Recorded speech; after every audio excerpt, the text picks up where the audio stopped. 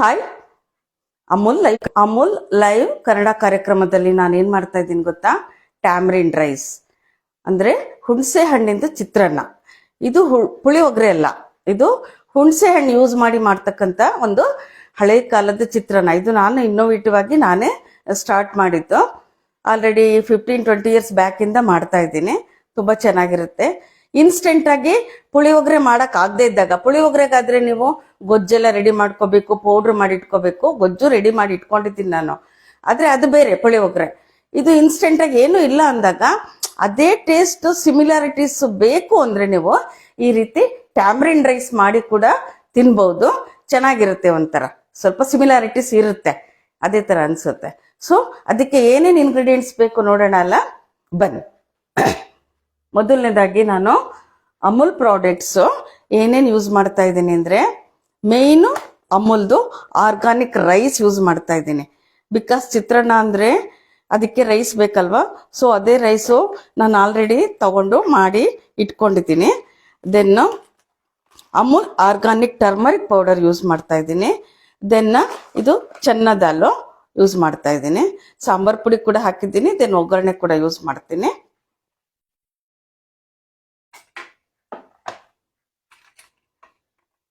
Then ಇದು ಹುಣಸೆ ಹಣ್ಣಿನ ಚಿತ್ರಾನ್ನ ಆಗಿರೋದ್ರಿಂದ ಹುಣಸೆ ಹಣ್ಣು ನೆನೆಸಿಟ್ಟಿದ್ದೀನಿ. ನಾನು ಅಲ್ಲೇ ಸ್ಕ್ವೀಸ್ ಮಾಡಿ ಒಗ್ಗರಣೆ ಮಾಡಿದಾಗ ಮಾಡಿ ತೋರಿಸ್ತೀನಿ. ಸೊ ಇದು ಹುಣಸೆ ಹಣ್ಣು ನೀರಲ್ಲಿ ನೆನೆ ಹಾಕಿಟ್ಟಿದ್ದೀನಿ, ಸ್ವಲ್ಪ ಬಿಸಿ ನೀರು ಹಾಕಿ. ಮತ್ತೆ ಇನ್ನೇನು ಬೇಕಂದ್ರೆ ಇದು ಸಾಂಬಾರ್ ಪುಡಿ. ಇದು ಸಾಂಬಾರ್ ಪುಡಿ ನಾನೇ ಮಾಡಿ ಇಟ್ಕೊಂಡಿರೋದು. ಸೊ ಇದು ಅಮೂಲ್ದೆ ಅರ್ಶಿನದ ಪುಡಿ. ಅಮೂಲ್ದ ಅರ್ಶಿನದ ಪುಡಿ ಸ್ವಲ್ಪ ನೋಡಿ ಡಾರ್ಕ್ ಇರುತ್ತೆ, ಆರ್ಗಾನಿಕ್ ಅರ್ಶಿನದ ಪುಡಿ ಆಗಿರೋದ್ರಿಂದ. ಸೊ ಅದನ್ನೇ ತೆಗೆದು ನಾನು ಇದಕ್ಕೆ ಹಾಕಿ ಇಟ್ಕೊಂಡಿದ್ದೀನಿ. ದೆನ್ ಉದ್ದಿನಬೇಳೆ, ಕಡಲೆಬೇಳೆ, ಕಡಲೆಕಾಯಿ ಬೀಜ, ಸಾಸಿವೆ, ಇಂಗು, ಉಪ್ಪಿನ ಪುಡಿ, ಸ್ವಲ್ಪ ಬೆಲ್ಲ, ಆಮೇಲೆ ಕರ್ಬೇವಿನ ಸೊಪ್ಪು. ಇಷ್ಟೆಲ್ಲ ಇಂಗ್ರೀಡಿಯೆಂಟ್ಸು ನಾನು ಒಗ್ಗರಣೆಗೆ ಯೂಸ್ ಮಾಡ್ತೀನಿ. ಅದ್ರ ಜೊತೆಗೆ ಅಮೂಲ್ದು ಆರ್ಗಾನಿಕ್ ರೈಸ್ನ ನಾನು ಮಾಡಿ ಇಟ್ಕೊಂಡಿದ್ದೀನಿ ಆಲ್ರೆಡಿ. ಈ ರೀತಿ ಮಾಡಿ ಇಟ್ಕೊಂಡಿದ್ದೀನಿ, ಕಲ್ಸಕ್ಕೆ ಈಸಿ ಆಗುತ್ತೆ ಅಂತ. ಸೊ ಈಗ ಏನು ಮಾಡ್ಬೇಕಂದ್ರೆ, ಮೊದಲನೇದಾಗಿ ನಾವು ಒಲೆ ಹಚ್ಕೊಳ್ಳೋಣ. ಒಲೆ ಹಚ್ಕೊಂಡು ಬಾಣಲಿ ಇಡಬೇಕು.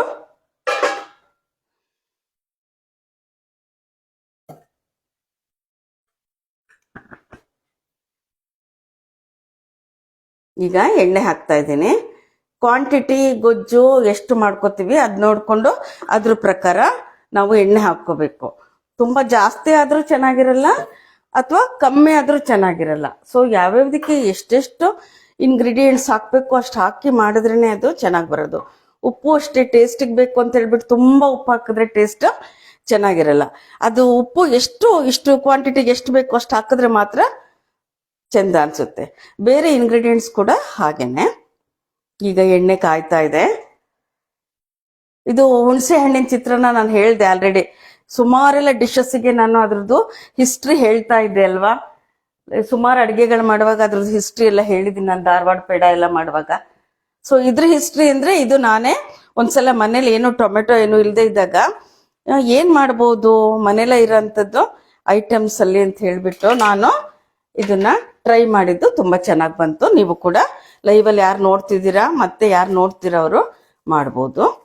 ಸೊ ಇದು ಇವಾಗ ನಾನು ಸಾಸಿವೆ ಹಾಕ್ತಾ ಇದ್ದೀನಿ. ಸಾಸಿವೆ ಚಟಪಟ ಚಟಪಟ ಅಂತ ಸಿಡಿಬೇಕು.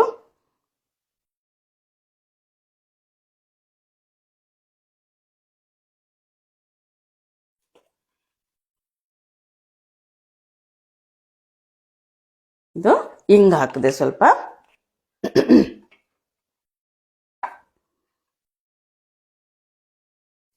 ಸೊ ಈಗ ಕಡಲೆಬೇಳೆ ಹಾಕ್ತಾ ಇದ್ದೀನಿ. ಒಗ್ಗರಣೆಗೆ ಸ್ವಲ್ಪ ಸಾಕು. ದೆನ್ ಕಡಲೆಕಾಯಿ ಬೀಜ ಹಾಕ್ತಾ ಇದ್ದೀನಿ. ಪೀನಟ್ ಜಾಸ್ತಿ ತುಂಬಾ ಕಪ್ಪಾಗಕ್ಕೂ ಬಿಡಬಾರ್ದು, ಬೇಳೆಗಳು ಅಷ್ಟೇನೆ. ಸೊ ಅದಕ್ಕೆ ಒಂದಾದ್ಮೇಲೆ ಒಂದು ಹಾಕ್ತಾ ಇದ್ದೀನಿ. ಸೊ ಇದು ಉದ್ದಿನಬೇಳೆ ಸ್ವಲ್ಪ ನೀವು ಜಾಸ್ತಿ ಹಾಕೋಬಹುದು, ಚೆನ್ನಾಗಿ ಅನ್ಸುತ್ತೆ. ಸೊ ಈ ರೀತಿ ಹಿಂಗೆ ಫ್ರೈ ಮಾಡ್ಕೊಳ್ಳೋಣ. ಸೊ ಇದಕ್ಕೆ ನಾನು ಸಾಸಿವೆ ಹಾಕಿದ್ದೀನಿ, ಕಡಲೆಬೇಳೆ ಹಾಕಿದ್ದೀನಿ, ಉದ್ದಿನ ಬೇಳೆ ಹಾಕಿದ್ದೀನಿ, ದೆನ್ ಕಡಲೆಕಾಯಿ ಬೀಜ ಹಾಕಿದ್ದೀನಿ.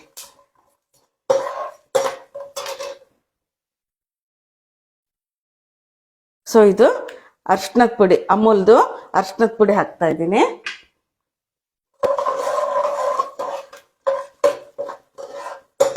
ನೋಡಿ ಇವಾಗ ಚೆನ್ನಾಗಿ ಇದಾಯ್ತು, ಫ್ರೈ ಆಯ್ತದು. ಸೊ ಇವಾಗ ಈ ಟೈಮ್ನಲ್ಲಿ ಕರ್ಬೇವಿನ ಸೊಪ್ಪು ಕೂಡ ಹಾಕ್ತಾ ಇದ್ದೀನಿ.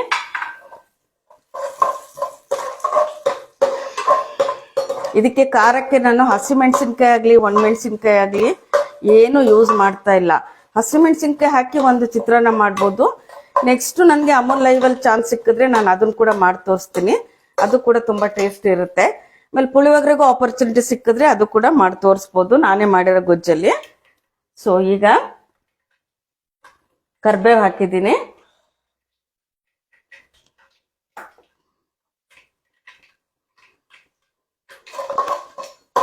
ನೋಡಿ ಇವಾಗ ಚೆನ್ನಾಗಿ ಫ್ರೈ ಆಗಿದೆ.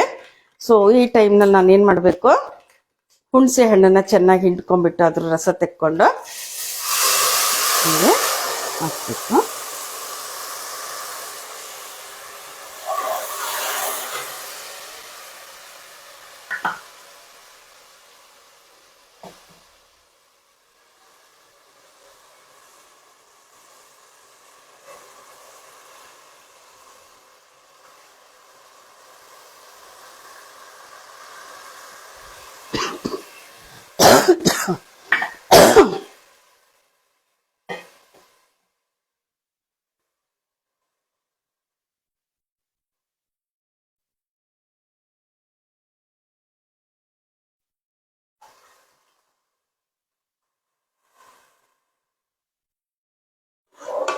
ನೋಡಿ ಇವಾಗ ಹುಣಸೆ ಹಣ್ಣಿಂದು ರಸ ಕೂಡ ಹಾಕಿದ್ದೀನಿ.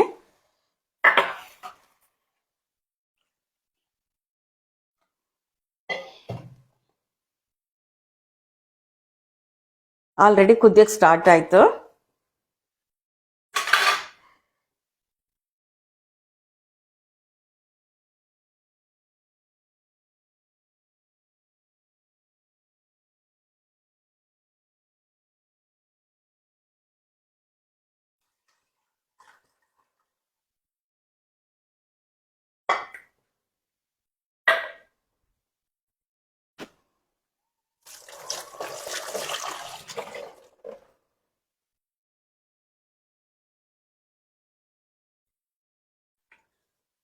ಈ ಟೈಮ್ನಲ್ಲಿ ನಾನು ನೋಡಿ ಇವಾಗ ಕುದೀತಾ ಇದೆ. ಇವಾಗ ಒಂದ್ ಸ್ವಲ್ಪ ಬೆಲ್ಲದ ಪುಡಿ ಹಾಕ್ತಾ ಇದ್ದೀನಿ. ಸೊ ಇದು ಹುಳಿ ಜಾಸ್ತಿ ಇರುತ್ತೆ, ಒಂದ್ ಸ್ವಲ್ಪ ಬೆಲ್ಲ ಹಾಕಿದ್ರೆ ಟೇಸ್ಟು ಖಾರದ್ದು ಚೆನ್ನಾಗಿರುತ್ತೆ.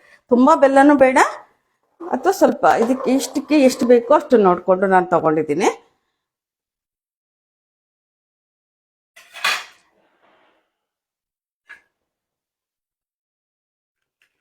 ಸೊ ಉಪ್ಪು ನಾನು ಸ್ವಲ್ಪ ಹೇಳಿದ್ದೆ ಅಲ್ವಾ ಕೈಯಲ್ಲೇ ಹಾಕ್ತೀನಿ ಅಂತ. ಸೊ ಉಪ್ಪು ಹಾಕ್ತಾ ಇದ್ದೀನಿ ಇವಾಗ.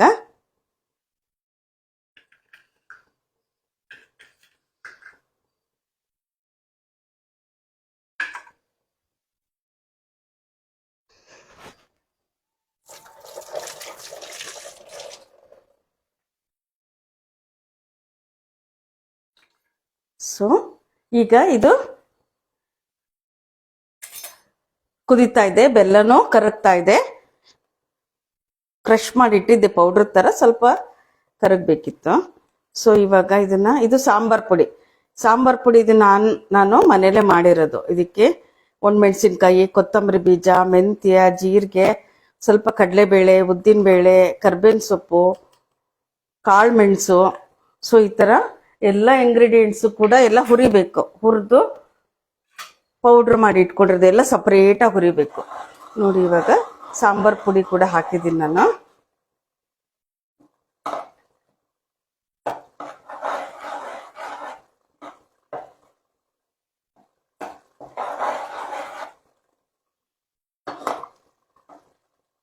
ನೋಡಿ ಇವಾಗ ಕುದೀತಾ ಇದೆ. ಇದು ಸ್ವಲ್ಪ ಚೆನ್ನಾಗಿ ಕುದಿಬೇಕು.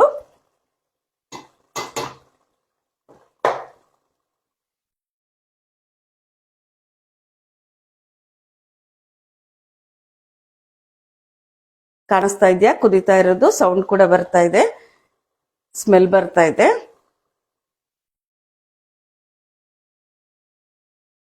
ಸೊ ಇನ್ಸ್ಟೆಂಟ್ ಆಗಿ ನೀವು ಪುಳಿಯೋಗರೆ ತಿನ್ಬೇಕು ಅಂತ ಫೀಲ್ ಆದಾಗ ಗೊಜ್ಜು ಪೌಡ್ರು ಇಲ್ಲ ಅಂದ್ರೆ ನೀವು ಈ ರೀತಿ ಟ್ರೈ ಮಾಡಿ ನೋಡಿ, ನಿಮ್ಗೆ ಆಲ್ಮೋಸ್ಟ್ ಅದೇ ತರ ಟೇಸ್ಟ್ ಬರುತ್ತೆ, ತುಂಬಾ ಚೆನ್ನಾಗಿರುತ್ತೆ.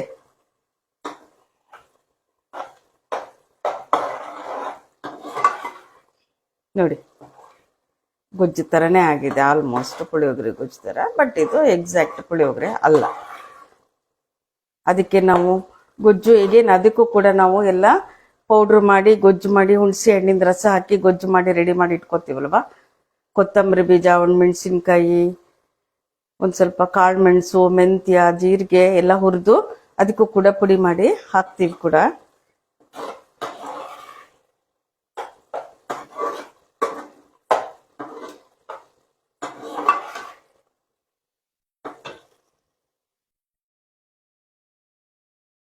ಯಾರು ಲೈವ್ ಬಂದಿದ್ದೀರಾ ಗೊತ್ತಿಲ್ಲ. ಅಮೂಲ್ ಲೈವ್ ಕನ್ನಡ ಕಾರ್ಯಕ್ರಮ, ವರ್ಲ್ಡ್ ಪಾಪ್ಯುಲರ್ ಕನ್ನಡ ಕಾರ್ಯಕ್ರಮದಲ್ಲಿ ನನಗೂ ಒಂದು ಆಪರ್ಚುನಿಟಿ ಕೊಟ್ಟಿದ್ದಕ್ಕೆ ಅಮೂಲ್ ಲೈವ್ ಎಲ್ಲ ಸ್ಟಾಫ್ಗೂ ತುಂಬ ಹೃದಯದ ಧನ್ಯವಾದಗಳು. ಸೊ ಇದು ಬಹಳ ಚೆನ್ನಾಗಿ ಬರ್ತಾ ಇದೆ. ಒಬ್ಬೊಬ್ರು ಒಂದೊಂಥರ ಯೂನಿಕ್ ಆಗಿ ಡಿಶಸ್ ಮಾಡ್ತಾ ಇದ್ದಾರೆ. ಕೆಲವರು ಅಥೆಂಟಿಕ್, ಕೆಲವರು ಈಗ ಹೊಸದಾಗಿ. So it's nice. ನಾನು ಸ್ವಲ್ಪ ಗೊಜ್ಜು ಎತ್ತಿಟ್ಕೋತೀನಿ, ಬಿಕಾಸ್ ಅನ್ನ ಸ್ವಲ್ಪ ಕಲಸೋದ್ರಿಂದ ಆಮೇಲೆ ಬೇಕಂದ್ರೆ ಕಲಿಸ್ಕೋಬಹುದು. ಸೊ ಇಷ್ಟಕ್ಕೆ ಎಷ್ಟು ಬೇಕು ಅಷ್ಟು ಅನ್ನ ಹಾಕೊಂಡು ಇವಾಗ ಕಲಸಿ ತೋರಿಸ್ತೀನಿ ನೋಡಿ. ಈಗ ಕುದೀತಾ ಇದೆ. ಸೊ ಈ ಟೈಮ್ನಲ್ಲಿ ನಾವು ಮಾಡಿಟ್ಕೊಂಡಿರೋ ಅನ್ನನ ಹಾಕಬೇಕು. ಸೊ ಇಷ್ಟು ಗೊಜ್ಜು ಸ್ವಲ್ಪ ಎತ್ತಿಟ್ಕೊಂಡೆ, ಆಮೇಲೆ ಮತ್ತೆ ಕಲಿಸ್ಕೋಬಹುದು ಬೇಕಂದ್ರೆ.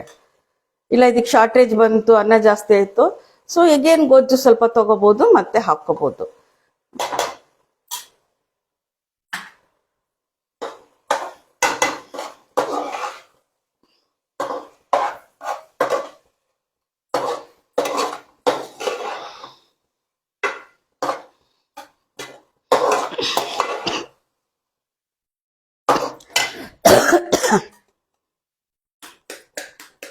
ಇದು ಗೊಜ್ಜು ಜಾಸ್ತಿ ಆಗಿದೆ ಅಲ್ಲ, ಸೊ ಇನ್ನೊಂದು ಸ್ವಲ್ಪ ರೈಸ್ ಹಾಕ್ತೀನಿ. ಯಾವುದೇ ಒಂಚೂರು ಜಾಸ್ತಿ ಆದ್ರೂ ಚೆನ್ನಾಗಿರಲ್ಲ, ಸ್ವಲ್ಪ ಕಮ್ಮಿ ಆದ್ರೂ ಚೆನ್ನಾಗಿರಲ್ಲ. ಸೊ ಎಲ್ಲ ಪರ್ಫೆಕ್ಟ್ ಆಗಿದ್ರೇನೆ ತಿನ್ನಕ್ಕೆ ಚೆನ್ನಾಗಿ ಅನ್ಸೋದು. ತಿನ್ನೋರು ಖುಷಿಯಾಗಿ ತಿಂದ್ರೆ ನಮಗೂ ಕೂಡ ಖುಷಿ ಆಗುತ್ತೆ ಮಾಡಿಕೊಟ್ಟವ್ರಿಗೆ. ಸೊ ಹಾಗಾಗಿ ಅಡುಗೆ ಮಾಡುವಾಗ ನಾವು ಬಹಳ ಖುಷಿಯಾಗಿ ದೇವ್ರ ಸ್ಮರಣೆ ಮಾಡಿಕೊಂಡು, ಆಮೇಲೆ ಯಾರಿಗೆ ಸರ್ವ್ ಮಾಡ್ತೀವಿ ಖುಷಿಯಾಗಿ ಸರ್ವ್ ಮಾಡಿದ್ರೆ ಅದು ಟೇಸ್ಟ್ ಆಗಿರುತ್ತೆ ಅಂತ ಹೇಳ್ತಾರೆ. ಸೊ ಹಾಗೆ ಅಡುಗೆ ಮಾಡಬೇಕು.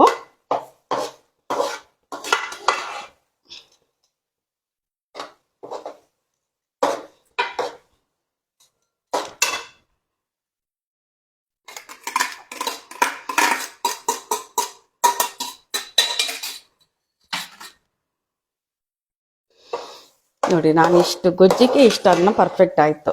ಅಷ್ಟು ಗೊಜ್ಜು ಹಾಕಿದಿದ್ರೆ ಅದು ಸ್ವಲ್ಪ ಜಾಸ್ತಿ ಆಗೋದು. ಸೊ ಅವಾಗ ಇನ್ನೂ ಎಕ್ಸ್ಟ್ರಾ ಅನ್ನ ಕಲಿಸ್ಬೇಕಾಗದು ಅಷ್ಟೇ.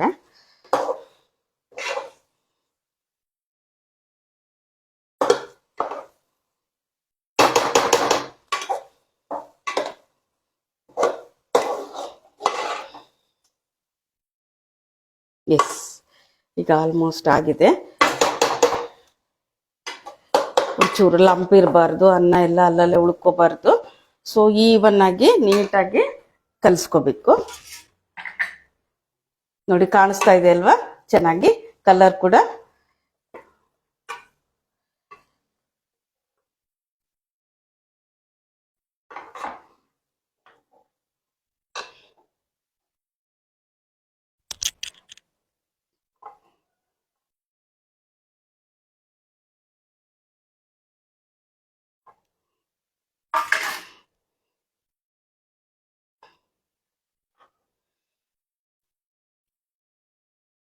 ನೋಡಿ ಹುಣಸೆ ಹಣ್ಣಿಂದ ಚಿತ್ರಾನ್ನ, ಟ್ಯಾಮರಿನ್ ರೈಸ್ ರೆಡಿ ಆಗಿದೆ. ಬಿಸಿ ಬಿಸಿ. ಈಗ ಕ್ಲೈಮೇಟ್ ಕೂಡ ಒಂದ್ ಸ್ವಲ್ಪ ಕ್ಲೌಡಿ ಆಗಿರೋದ್ರಿಂದ ಬಿಸಿ ಬಿಸಿಯಾಗಿ ತಿನ್ನಕ್ಕೆ ಚೆನ್ನಾಗಿರುತ್ತೆ. ಹುಳಿ ಆಗಿರುತ್ತೆ, ಖಾರವಾಗಿರುತ್ತೆ, ಸ್ವಲ್ಪ ಸ್ವೀಟಿಶು. ಸೊ ತುಂಬಾ ಚೆನ್ನಾಗಿರುತ್ತೆ ಟೇಸ್ಟ್. ಸೊ ನೀವು ಮನೆಯಲ್ಲಿ ಟ್ರೈ ಮಾಡಿ ನೋಡಿ ಈ ರೀತಿನಲ್ಲಿ. ಲೈವ್ ಯಾರು ಬಂದಿಲ್ಲ ಅವರು ವಿಡಿಯೋ ಇರುತ್ತೆ, ವಿಡಿಯೋ ಕೂಡ ನೋಡಿ ಟ್ರೈ ಮಾಡ್ಬೋದು ಹೇಗ್ ಬಂತು ಅಂತ ತಿಳಿಸಿ. ಸೊ ಇನ್ನು ಏನೇನಾರು ಆಡ್ ಆನ್ ಮಾಡ್ಬೋದಾ ಅಥವಾ ಸ್ಕಿಪ್ ಮಾಡ್ಬೇಕಾ? ಬಟ್ ಇದು ನಾನು ತುಂಬಾ ವರ್ಷದಿಂದ ಮಾಡ್ತಾ ಇದ್ದೀನಿ, ಬಹಳ ಚೆನ್ನಾಗಿರುತ್ತೆ. ನಮ್ಮ ಮನೇಲಿ ನನ್ನ ಮಗಂಗಂತೂ ಇದು ಟ್ಯಾಮ್ರಿನ್ ರೈಸ್ ಅಂದ್ರೆ ತುಂಬಾ ಇಷ್ಟ, ಪುಳಿಯೋಗರೆ ಕೂಡ ಇಷ್ಟ ಅವನಿಗೆ, ಇದು ಇಷ್ಟಪಡ್ತಾನೆ. ಸೊ ನೀವು ಟ್ರೈ ಮಾಡಿ, ಹೇಗಿತ್ತು ಅಂತ ಹೇಳಿ. ಆಮೇಲೆ ಅಮೂಲ್ ಲೈವ್ ಕನ್ನಡ ಕಾರ್ಯಕ್ರಮದಲ್ಲಿ ಇಷ್ಟು ದೊಡ್ಡ ಪ್ಲಾಟ್ಫಾರ್ಮ್ನಲ್ಲಿ ನನಗೊಂದು ಆಪರ್ಚುನಿಟಿ ಕೊಟ್ಟಿದ್ದಕ್ಕೆ ಎಲ್ಲ ಸ್ಟಾಫ್ಗೂ ತುಂಬ ಹೃದಯದ ಧನ್ಯವಾದಗಳು. Thank you. ಬಾಯ್.